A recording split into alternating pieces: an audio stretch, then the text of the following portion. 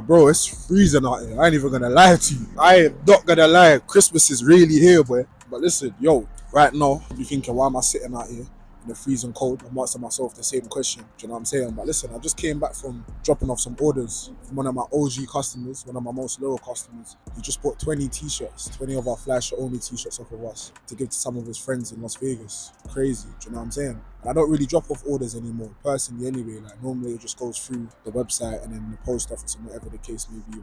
Because he's ordering so much, let me go down there and just personally drop it off for him. Do you know what I'm saying? And it got me thinking on my way back. I thought, let me stop off and just speak to you guys, man, because really and truly, me dropping off orders like this is the foundation, man. This is how I first made my first ever real type of money for the brand, number one. And number two, this is how the brand really built its name as well. Do you know what I'm saying? Me driving around from north, east, south, west London, all over, outside of London as well, just dropping off orders, meeting new people, connecting, networking with them, that real hustle. Do you know what I'm saying? And I missed that a little bit. Obviously, times evolve, things grow, which is why I don't drop off any orders as much, because we mastered the online side of things now, where we're having consistent orders through the website. However, I wasn't always like that. Do you know what I'm saying? As you know already, like when I was younger, I started the brand. I started the brand when I was 16 years old. So at the time, I didn't have a lot around me. Not a lot of knowledge, number one, but the main thing is resources. I didn't have a lot of things around me that can actually assist me in growing this clothing brand. So I had to make do with what I had. I lacked a lot of things, but the one thing I didn't lack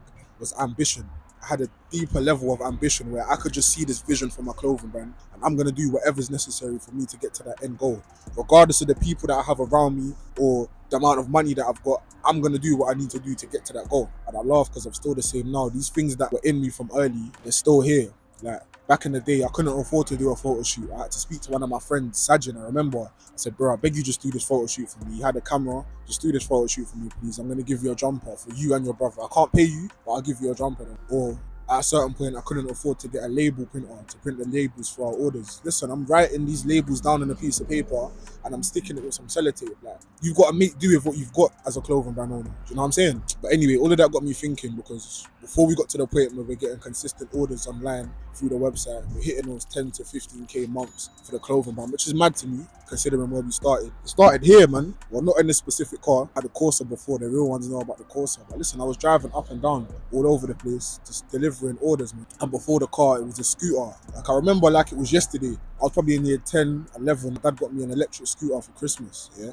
And for a lot of people at my age at that time, they're probably thinking, yeah, this scooter, it's good. We can roll out with our friends, go to the shop and whatever. This scooter was my business's biggest asset. Don't get it twisted. Me and the scooter done mileage. Like, I wish there was a way where I could track how much mileage I've done in the scooter. I'm from West London, so I used to drive all over West London. I say drive, ride all over West London and drop off orders. I'm going from Norfolk to Southall, from Southall to Greenford with big bags on the handlebars, just dropping off t-shirts and hoodies and jumpers. And in these early stages, it taught me a lot about business, a lot about people, negotiating. Like, I wouldn't change none of that for the world. Sometimes I'm driving and the handlebars are just freezing, my hands are cold, but in my mind I'm thinking, let's get this money.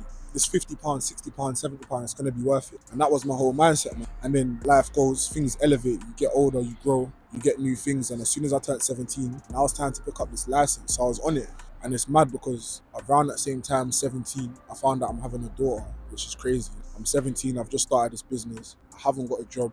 The clothing brand is picking up slowly just from me dropping off orders on my scooter. The online orders, we're probably making about £50 per month. So it was really hustle time, like it's grand season. So step number one was getting this license. As soon as I turned 17, we're doing these driving lessons. Pass the theory, pass the practical, next onto the practical. Boom, failed that, go again, boom, passed. And now I'm in a position where I can start driving now. My pops bought me my first car, Corsa days. Listen, you think this boot right now is packed up? This is nothing. I used to pack up my Corsa with the back seat and the boot full of stock.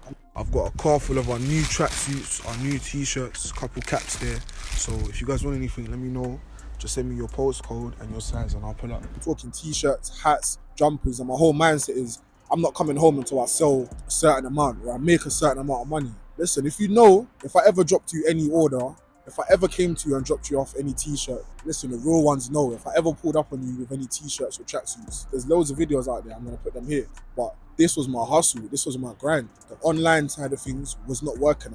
By that time, I hadn't cracked the code yet. I didn't know how to market my brand properly on social media. So again, working with, I've got a car, I've got people out there, friends, I've got family, people that went to my school that I know will want to purchase my brand. Not even just to support it, because my products are hard. I know they're going to want to support it. I've just got to find a way to get it to them. Do you know what I mean? One thing I understood from early is that cracking the code when it came to social media was going to take some time, innit? It takes time to find your audience on social media and then convert them into customers. Do you know what I mean? It's a process. But while I was educating myself on that, I thought, let me not sit around and twiddle my fingers. I've got stock to sell. Do you know what I'm saying? And let's sell this stock so we can move on to another project. That was my whole mindset behind it. So as I'm elevating my mind and just learning how this whole social media thing works, because at the end of the day, I don't think anyone wants to be driving around up, down, left and right, all over London, Birmingham, dropping off orders, because it's expensive. Petrol ain't cheap, you know. And the maddest thing, I was a new driver, so I'm getting speeding tickets and parking tickets. It's crazy. So as much as I was making money, I was losing a lot of money as well.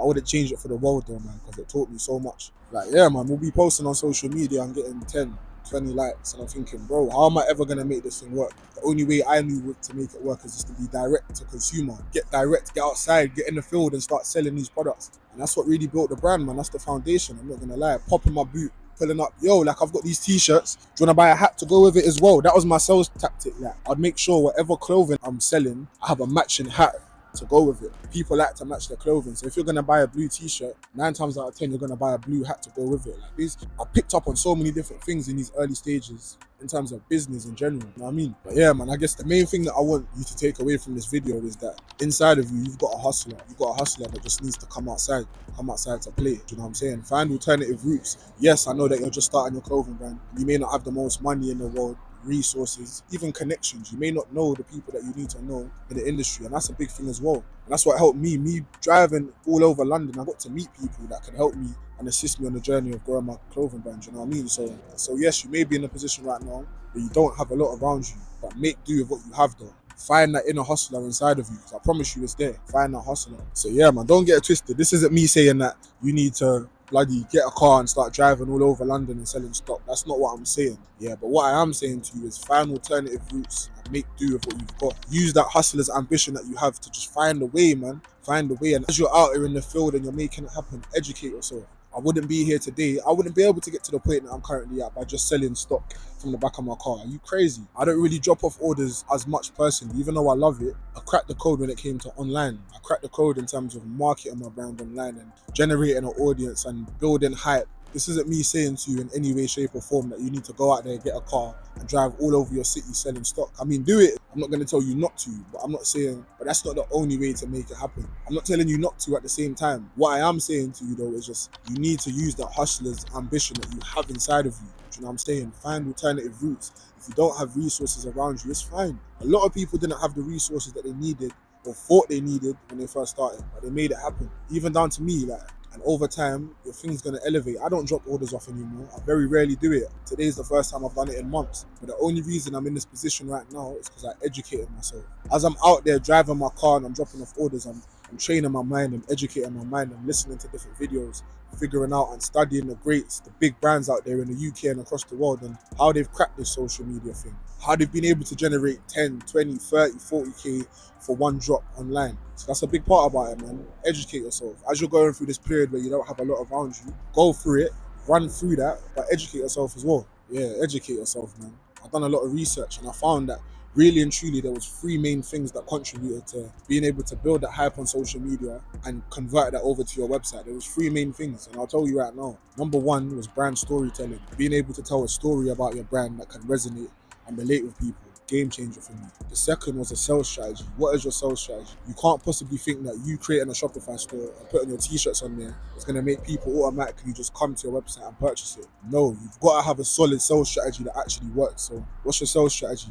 And the third and final one that really changed the game for the brand was community engagement, like being able to engage with the people that support your brand, replying to all of the comments, having that personal relationship. And it helped as well because I'm outside, I'm actually meeting these people.